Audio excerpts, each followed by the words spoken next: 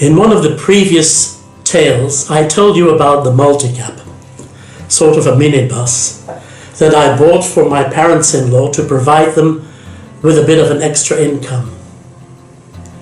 My father-in-law had a steady job, so we hired a driver for the multicab. That was back in the year 2000. For a reason that I don't want to go into, I had to fire our driver while we were spending Christmas in the Philippines in 2005. I wanted to hire a new driver before going home to Belgium in order to ensure that my in-laws could continue making money with this car.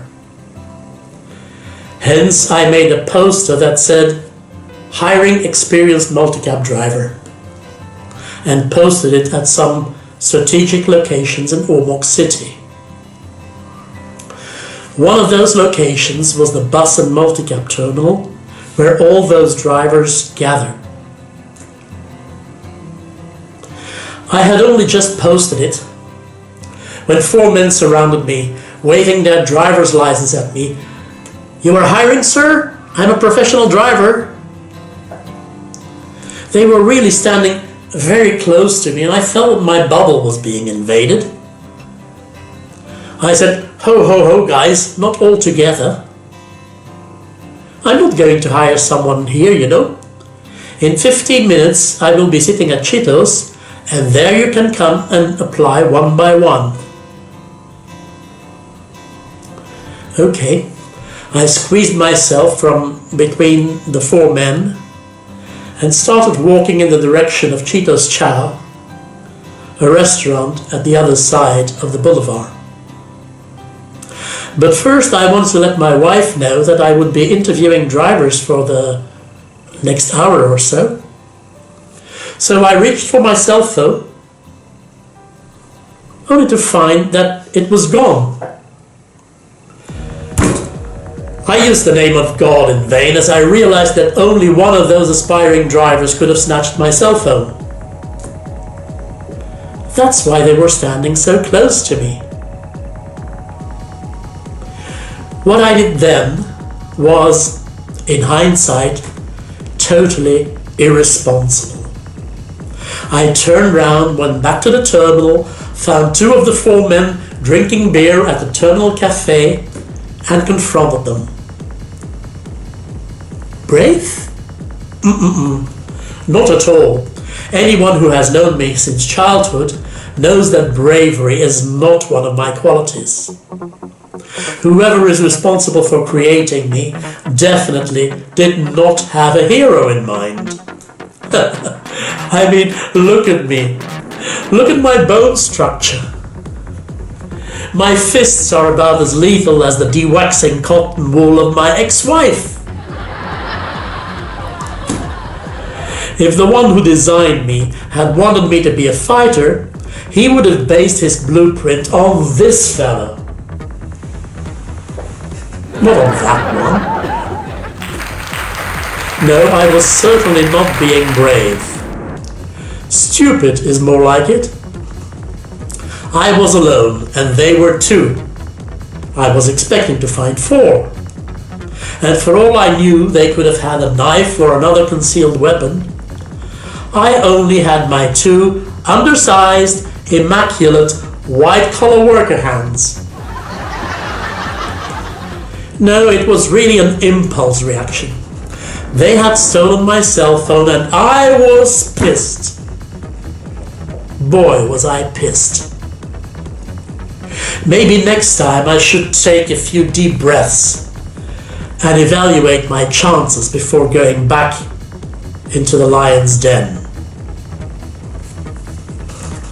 Okay, which one of you stole my cell phone? We didn't do anything, sir. We only talked to you. Give me back my cell phone, I said with lightning coming out of my eyes. I don't have your cell phone, sir. Me too, sir, which is the Filipino way of saying me neither. Okay, I said. If that's how you want to play it, I will go and get the police. I turned round and walked away. Remember my guardian angel from the 3rd episode?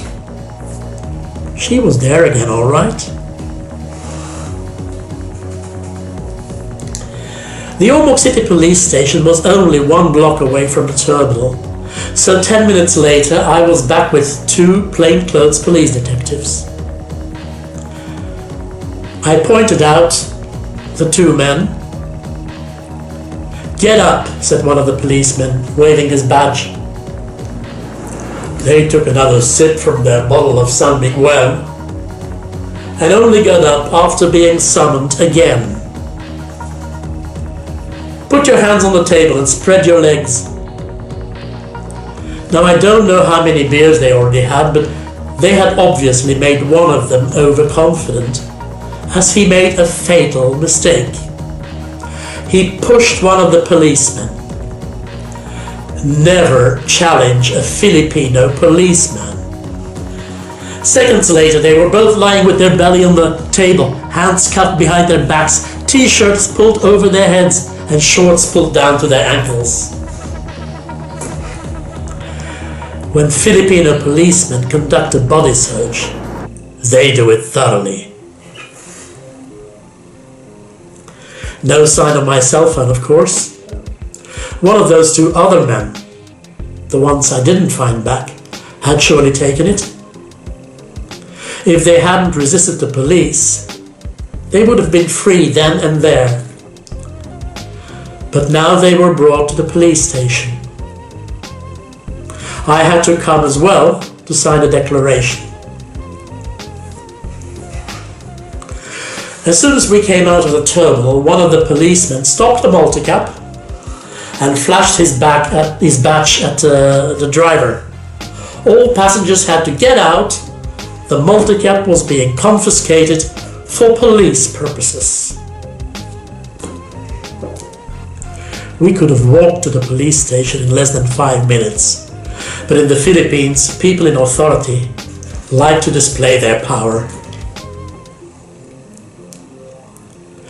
While one of the 2 policemen took my declaration, the other one made a note of their personal details, and before I finished my declaration, they were already in the cell.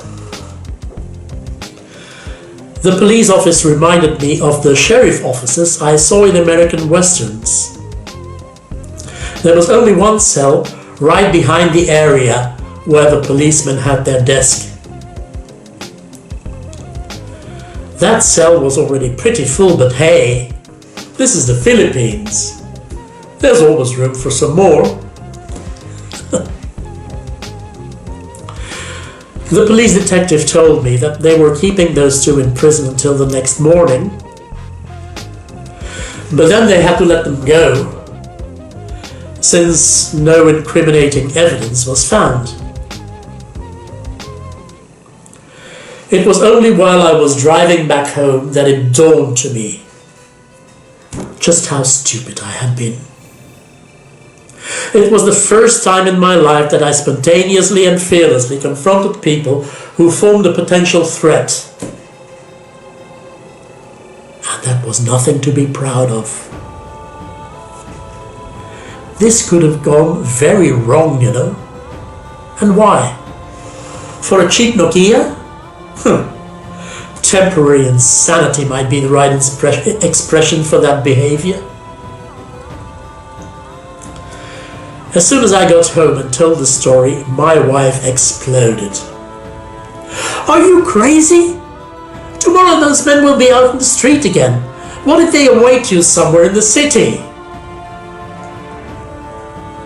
She was right. I will be more careful in the future. But deep down inside, I was just a very little bit proud of the way I handled myself.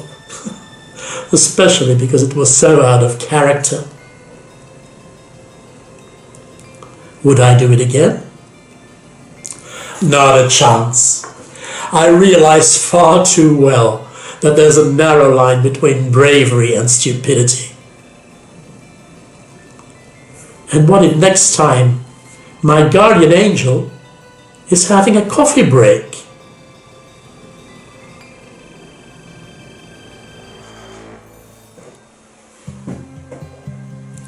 I love the Philippines. I especially appreciate the life lessons the country and its inhabitants gave me. It took me years to fully comprehend their culture, but once I did, I was sold to the country. And even now that I don't really have ties with the Philippines anymore, I'm still grateful for the experience. It was an adventure that significantly widened my cultural perspective, enhanced my social awareness, and had a permanent impact on my perception of life. This was the last episode of 7 Amazing Tales of the Philippines. Thanks for watching, commenting, and subscribing. I hope my core videos about Belgium will please you just as much. Click here to view them, or click there if you have missed any of my 7 tales. I hope you enjoyed watching this episode of Home Base Belgium. Don't forget to hit the subscribe button. My name is Paul. See you again next time.